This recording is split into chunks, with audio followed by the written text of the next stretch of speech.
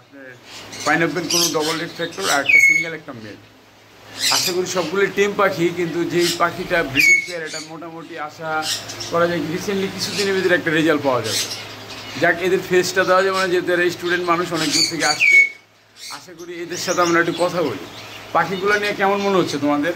আলহামদুলিল্লাহ অনেক ভালো ফিল হচ্ছে। আসলে পাখিগুলো নেওয়ার অনেক দিন ধরে ইচ্ছা ছিল, এই অনেক দিনের পর আর কি নেওয়া হলো।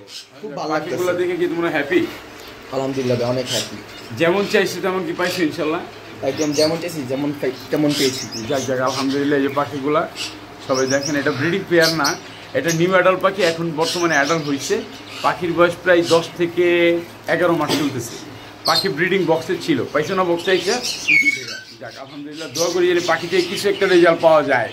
যেহেতু ছোটো মানুষ পালবে, যদি কিছু পায় এতে একটা খুশি, হ্যাপি হবে, তাই তো? জি ভাইয়া। যাক আলহামদুলিল্লাহ। আসসালামু আলাইকুম। ভালো থাকবেন সবাই, দোয়া করবেন পাখিগুলোর জন্য।